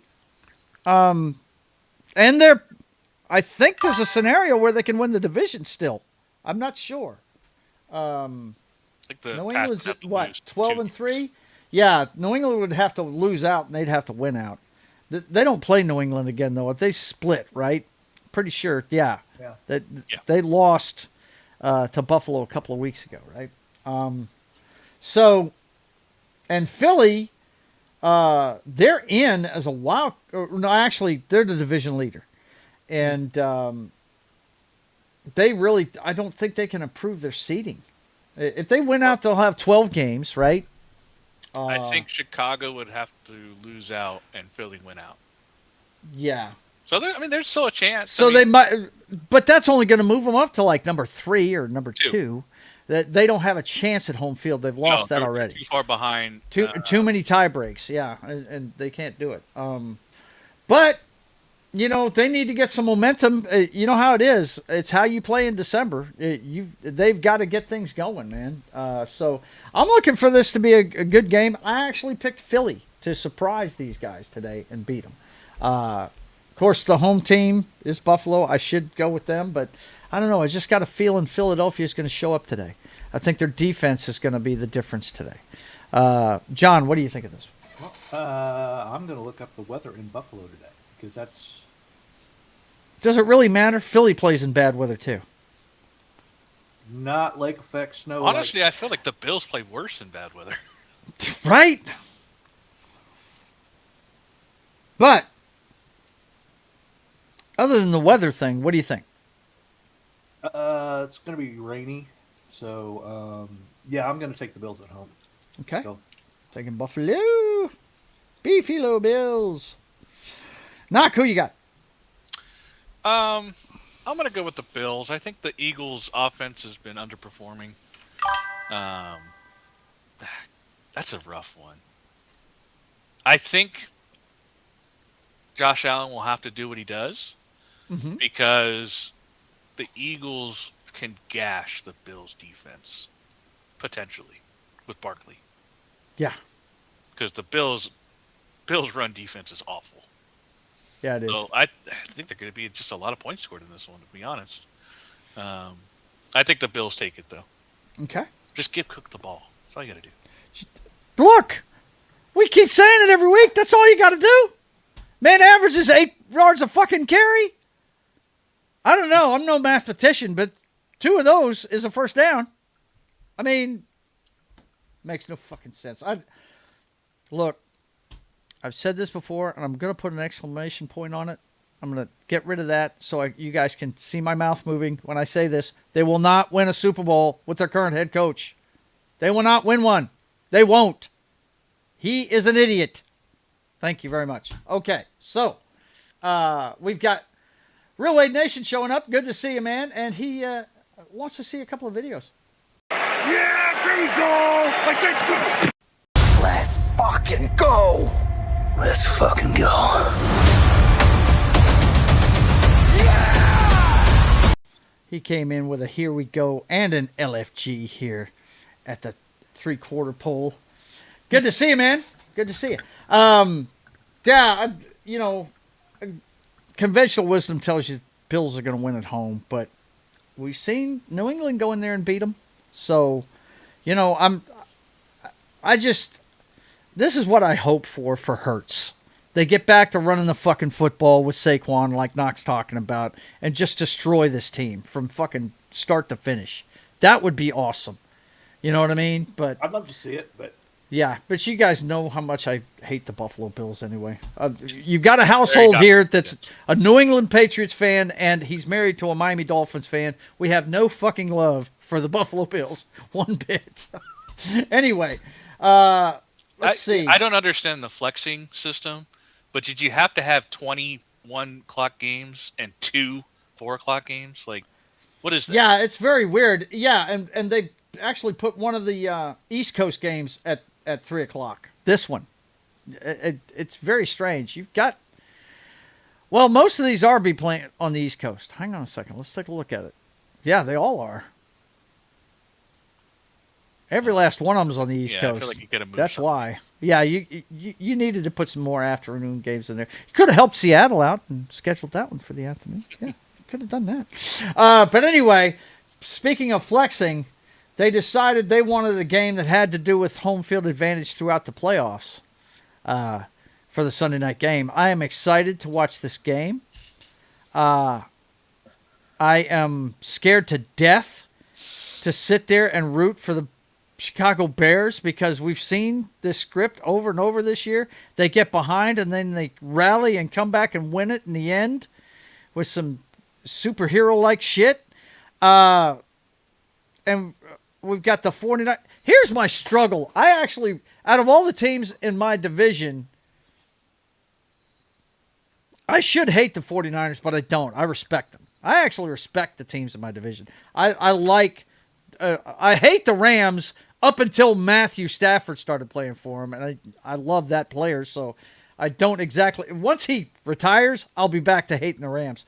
But I actually respect the Niners and what they do, and I love their GM. I loved him as a player, and I love what he's done with this football team. He's put together a machine that's in the playoffs all the time. I liked him with Denver. And I do root for my division against other divisions and other conferences because I want to see us a rising tide raises all boats, So I want to see us do well, and I don't think there's a question we've got the best division in the NFC this year. Maybe not in all of football, but we definitely have. We're about to send 3 teams to the playoffs out of our division this year, and I think it's pretty damn cool. And you got the Bears, the cardiac Bears. The cardiac kids of this decade, right? Well, so far. They're just getting started. I mean, this is Ben Johnson's first year, but boy, he's putting a stamp on it, isn't he? He's improved. It's interesting, he's letting Caleb be himself through play calling. He's calling plays where he can actually use his legs and stuff like that when he needs to, and it's pretty interesting to see. I think he's made it pretty obvious who the brainchild of that offense up there in Detroit was. And he's starting to do the same thing down here with Minnesota. Or not Minnesota, but Chicago. I picked San Francisco because they're the home team. But it would do me solid if they won tonight. I would dig seeing it because we might be able to rest some people next week. Probably not, though, because the Bears are still in the running for home field, so we can't rest anybody if we want home field throughout, which Seattle's going to need. If they want to go to the Super Bowl, they need home field advantage. They really do. Thoughts on this one, Knock? I know you're chomping at the bit for this one. And by the way, before you get your thinking caps on about this, Kittle will be a game time decision. He has not practiced all week, but he said he does want to get out there and stretch it and give it one more go and try and make it for tonight's game. I think he's going to play, and that's why I picked the 49ers. Knock, go ahead. Tell us what you think of this one. I will say another thing for the Bears that you didn't mention is their run game. Yeah, Swift is doing fantastic. And they've got, who's the guy backing him up? I can't even say his name. Oh, my God. He's been really good, too. Ben Johnson likes those two running backs. Two-headed monster, yeah. So that's been helping out a lot with Caleb, too. And then you got Commit, the tight end. His wide receivers have been doing really well. Moore. DJ Moore is really good. Yeah. I've liked him since he was with the Panthers. So, yeah, that was a good pickup. They got him a couple years ago, and that was a great gift for them. Yeah, I mean, I'm going with the 49ers as well. I don't really have a good reason in this one. I think this is a toss-up game, a coin flip. You can even get the dice cam out for this one for me. I mean, and not in a bad way. Just two good teams. Two really good teams. This is heavyweight. This is a potential preview of the playoffs. They could play each other again. It's a possibility. So I think while the Bears technically still have a chance at the first seed, I think the 49ers are going to want it more and get that big matchup next week with the Seahawks. Yeah, if they win this one, it's for all the marbles next week. Yeah. It's for all the marbles. Yep. So I think the script is going to have the 49ers win this week. Yep. I saw something earlier today. The Rams actually still have a shot. The Rams have to win out, and they need both of these teams and Seattle all to lose one for it to happen, which they're not going to be able to do it, I don't think. But, man, this is going to be a fun one to watch. John, who you got in this one? I'm taking the Bears. Okay. The Bears. The Bears. I think the Bears are going to pick off Purdy just a little too much. I can see that, too. I was thinking that as well. Yeah. Purdy They're opportunistic, man. And this is the town of Peanut Tillman. Yep. Nobody punches out the ball like the Chicago Bears do. It's ridiculous. They've been coaching it ever since that kid was there. Yep. I agree 100% with John. This is 100% a chance for the Bears defense to make a statement game. Yep. Absolutely, man. I mean, you think about it. When they won the Super Bowl in '85, it was their defense that led the way, man. Caleb, to his credit, has been reining in the stupid. He really has. Yeah, he still hangs onto the ball too long sometimes, but when people get near him, now all of a sudden he's throwing it away. He's not doing something stupid, taking sacks. That's the difference in this team, if you ask me. That's what's calculating down the road to wins instead of losses. He's being smarter with the football. And I got to get him credit because I think he's a mental pygmy, really. But the guy's supremely talented physically. Oh, my God. Man, if he ever gets the mental part of this game down, it's going to be nasty. Okay, last one. That team that has the outside shot plays Monday night against the Falcons. Anybody give the Falcons a chance to win this? Nope. I'm taking the Rams. I mean, to play spoiler, it's just because of the players that they have. They always have a chance, but Yeah. I think the Rams are just playing for too much. Yeah. Are they still without Devontae Adams? Yes. So Pretty sure he's out for this one. Honestly, if they get ahead, I would just sit Nakua. Yeah. Just right. Make sure you got him for the playoffs. Yeah. depending on this game, like what happens in this game, if they just let Kyrie Williams take over and they're up comfortably, I'd just shut him down. Just be like, dude, But yeah, Falcons have been one of the biggest disappointments this year with just the amount of talent that they have. Yes. I don't know what they could improve next year as far as the offense goes to make any difference. I think it's the defensive side needs work. What they need is a healthy quarterback for 17 games. Well, they need a better coach. Yeah. I think coordinator. I'm with you. Coordinator at least, because that offense just was. I'm not a hater of Raheem Morris, but it sure seems like the discipline is a factor. And he's a defense guy too, isn't he? Yeah, he is. So but here's the thing: they get more penalties than any other team in the league, man. Yeah, the Atlanta Falcons get penalized every other fucking play. It's ridiculous how bad they are. I think the Broncos actually do have the most penalties on defense. Do they really? That's amazing to me. Because the Falcons get penalized all the time, dude. It's ridiculous. Have you heard and of stupid penalties, man. Stupid shit. But anyway, okay. So we all got the Rams in this one. John, did you want to say anything else about this one? No. Well, Meebus is going to win the game for him. Yeah, right. Okay. All right, so you got your stuff ready to go there, Doc? Yeah, I can pop that up. By the way, Dallas has the lead in totals. Penalties? Yep. Okay. The Falcons have got to be up there, though, man. Every time I watch them, they're getting penalized for something. They're not even in the top 10. Really? Wow. Well, it must be situational then, because it sure seems like every time they're trying to get something done, they're 10 yards back every other play. It's ridiculous. Okay, so what do you got? Right now, we have basically my picks for this week on here at the moment. All so, with what's happened, I see New England obviously winning, the Jags winning, the Steelers winning, so Steelers clinch, assuming this. And, of course, San Francisco winning. Carolina losing, obviously, so that still gives the Bucs a chance because I think they handle the Dolphins. Right. So, so going into next week, I'm just going to fill this out now. Obviously, this isn't my picks completely. Right. But just for funsies, I'm going to go, obviously, L.A. over Cardinals. I think that can happen.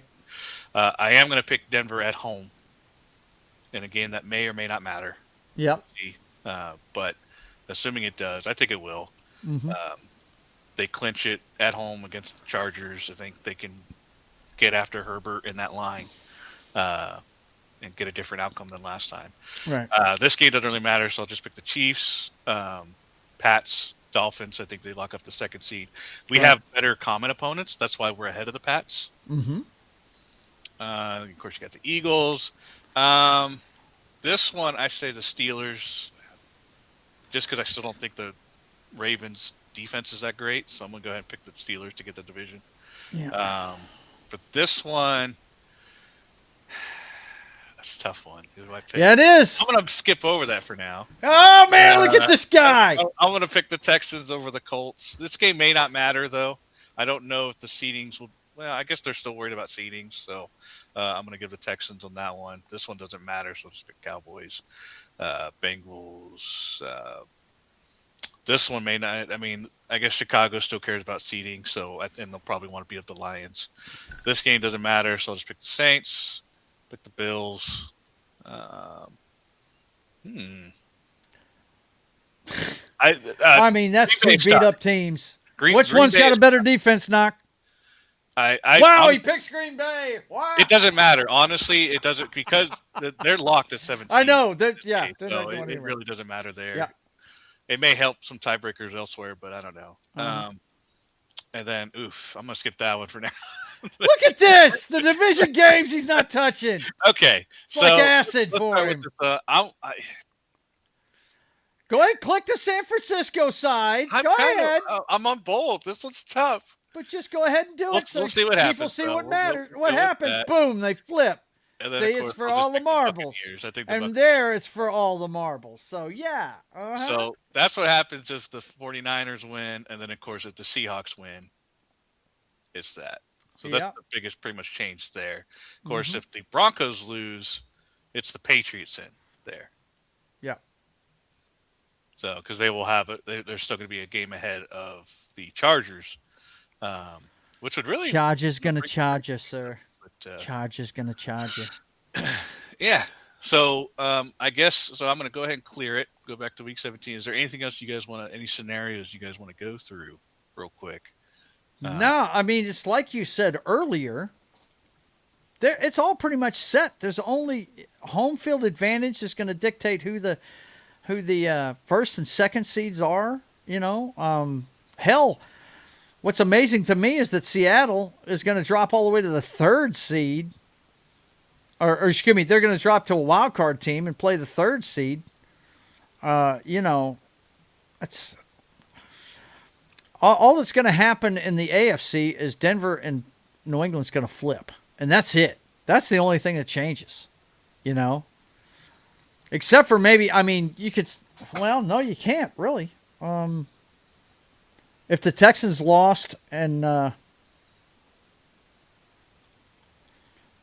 Pittsburgh wins, I don't know. Would that flip those two? Would they flip seeds? I don't know. Because they're pretty much the same. It all pretty much stays the same. I think you guys are going to sew up home field with a victory next week against the Chargers. I think, Yeah, just going through it quickly. It looks like the lowest you guys can really. You can't get below the Green Bay. Green Bay is pretty much locked, no matter what scenario. Yeah, no matter what happens. There, because of that fucking tie. Yeah. Yep. Yeah. Well, even if they had one more, they would still be down 2 games. Yeah. I think they're yeah. But, yeah. There you go. That's the playoff machine. We should have been doing this way earlier, but there was a week there where we didn't even have a show. So, and you were out last week, so we didn't get a chance to do it then. It would have been more interesting. But yeah, it's all looking pretty much set. All we got to worry about, it's all seeding, and really the question marks really are who the 4th seed in each conference is. Will it be Pittsburgh or the Ravens, or will it be the Panthers or the Tampa Bay Buccaneers? Everything else is pretty much seeding. Yeah, Joe, you're saying that the NFC is top heavy, but I don't know. I think the AFC is matching them pretty well here, record-wise. Yeah, I hear you. Dang. I hear you. I be hearing you.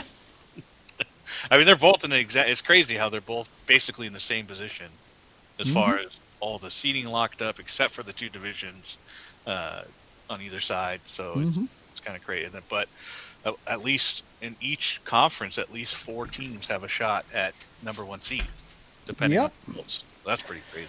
Now, real quick, I'm going to look at my our Super Bowl picks real quick, just to be looking. Let's see. My Super Bowl pick is Buffalo and San Francisco. That's still alive. John had Green Bay and Kansas City. Oops. Oh, man. Oops. Let's see. Ron had Buffalo and Detroit. Half of that's still alive. Man. Freaking Detroit. And my brother had Kansas City and Philly, so half of that's still alive. But wow, John, your pick pretty much shit the bed this year. Yep, it did. Oof. But yeah, let's take a look at the division winners. Wow, I got 2 out of 4 in the AFC. I got Buffalo and Pittsburgh, but then again, Pittsburgh hasn't won it yet. Neither has Buffalo. Kansas City and Houston is who I had for the other 2. Wait, hang on. So Go ahead. Buffalo might not win. That's right. That's right. Against That's right. Patriots. New England. Yeah, I forgot about that. So yeah, I've only got Pittsburgh, and that's it. And that's not even a shoe-in. Wow. Okay, enough about that. We'll talk about that later on. What do you got here, brother? I figured to do what we got so far on the stat leaders. Right. So, and creeping up for the first time, Bo Nix. Bo Nix. Throw a little bit more. Getting He has up there. to. We have no run game, so. Yeah. Well, what I love about this list is, boys and girls, you cannot blame Dak Prescott for your not being in the playoffs this year. Because that guy has been on fire all year long. He has been playing fantastic. Of course, he has arguably the best tandem of wide receivers in the NFL, so that doesn't hurt that number at all either. Jared Goff, that poor guy, man. That game the other night just looks so bad on him, doesn't it? Woof. Yikes.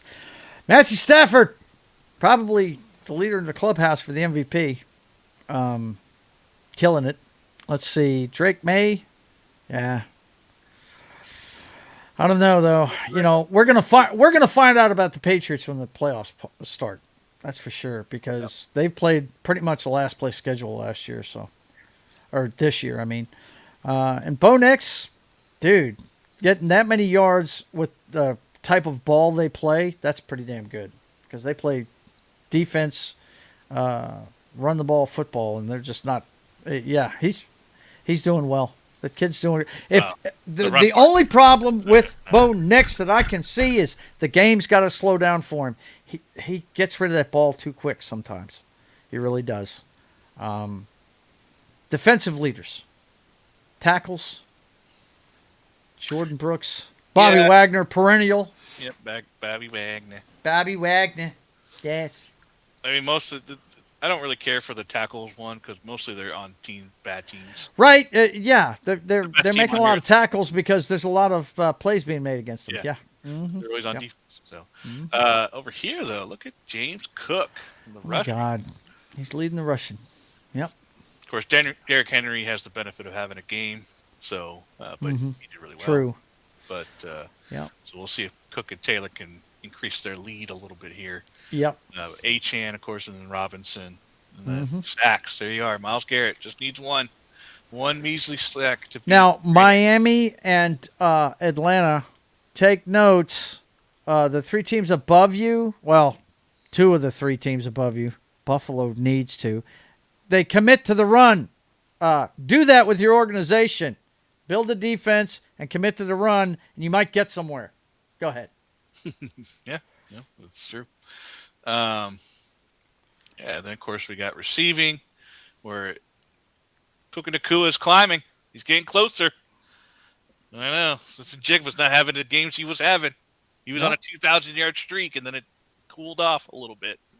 Yep. So, and of course George Pickens. You talked about Dallas earlier. Yes. And of course Jamar Chase. He missed a couple games, I believe. Now look, Jamar Chase. What's amazing about Jamar Chase? He's doing this with shit quarterbacks. Okay, he's only had Joe Burrow for how many games this year? 3 or 4, something like that. Like that, yeah.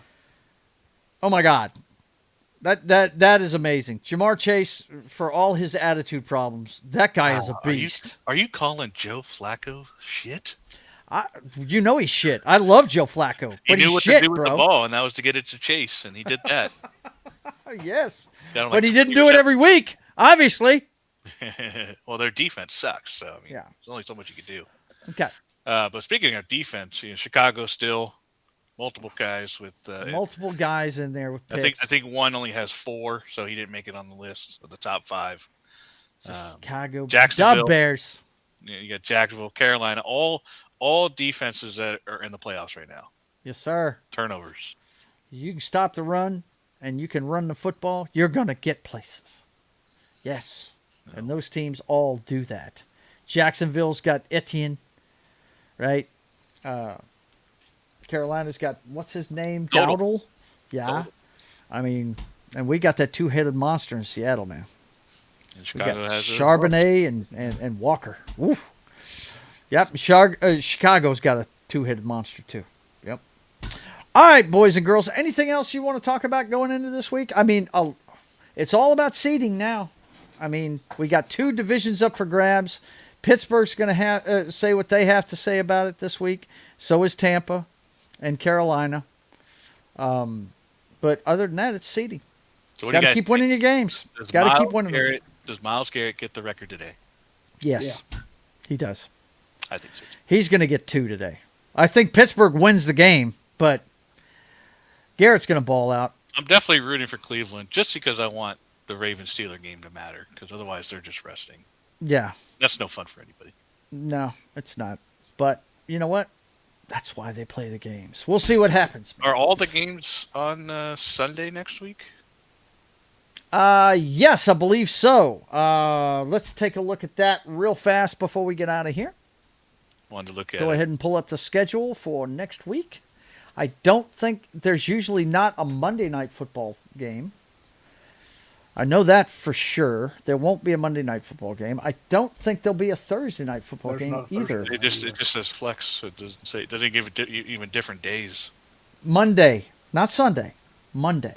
No, I'm just saying Monday night football. I'm looking at the schedule, and it literally doesn't show a day or anything.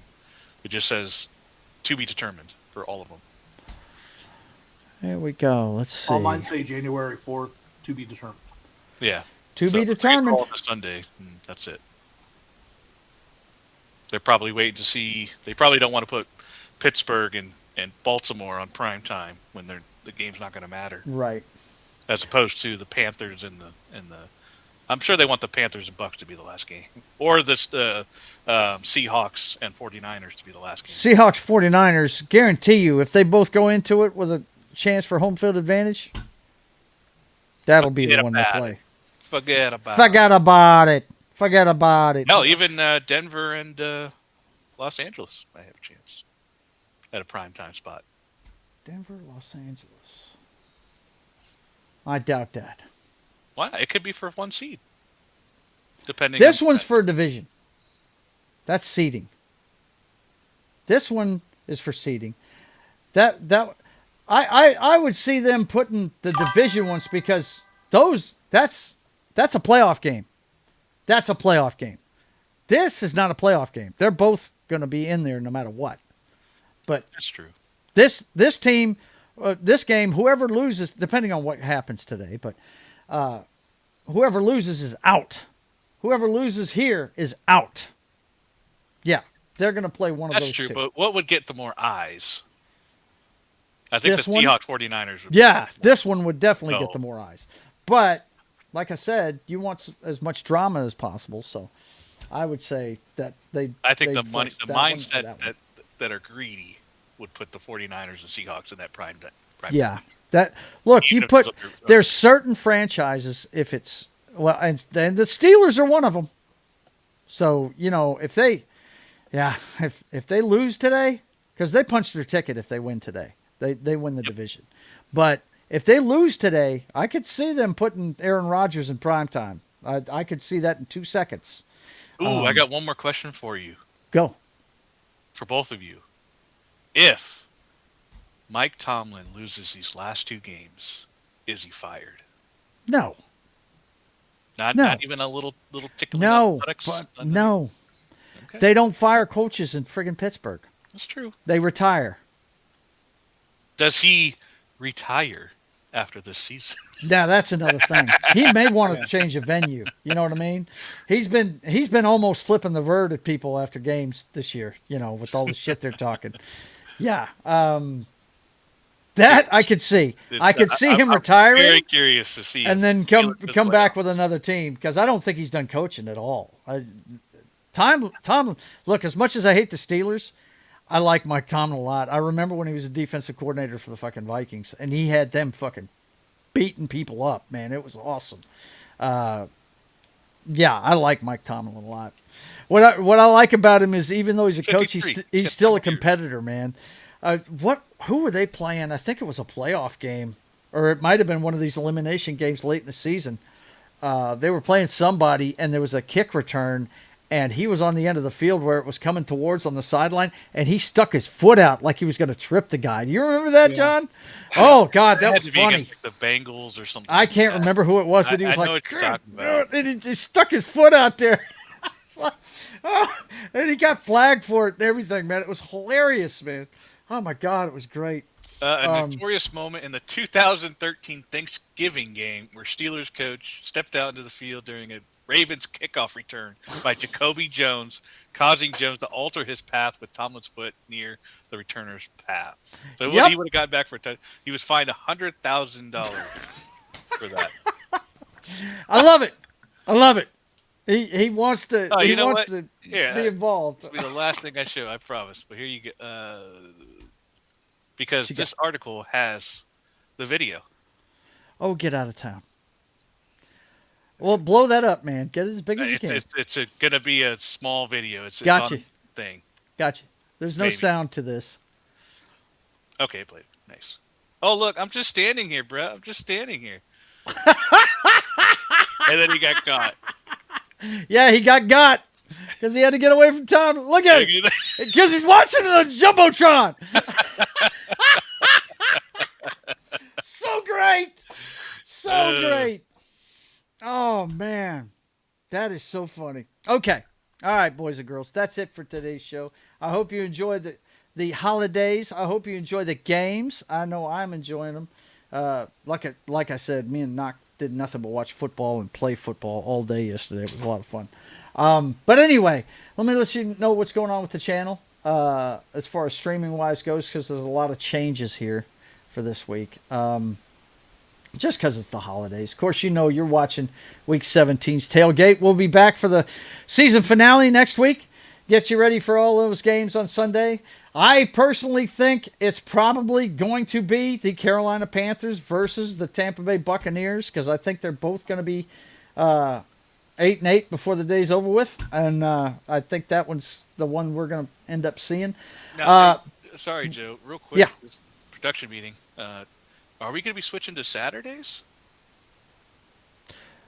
Because we have playoff games start off. Yeah. We may be now when they do those first two rounds of the playoffs. Yeah, we are going to do Saturday mornings. Yes, absolutely. We do that every year. Yeah, I thought so. I wanted. Okay. Yeah, absolutely sure. Start talking about it now, anyways. That's right. Yep.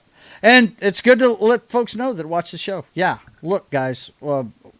During the wild card round and the divisional round, there's 4 games over 2 days, and we'll be doing Saturday shows at 10 a.m. before kickoff of the first game. So, actually, we could probably do it later than that. We'd probably do it at noon. I think on Saturdays, the first game doesn't start till like 3:30. But we'll probably still do it at the same time, not to confuse people. But anyway, yes, we will be doing the first 2 rounds of the playoffs. We will be doing a Saturday show. And then on championship weekend, we'll be back to Sundays.